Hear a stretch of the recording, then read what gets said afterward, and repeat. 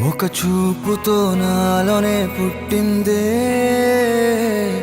ఏదో వింతగా గుండెలో చేరిందే.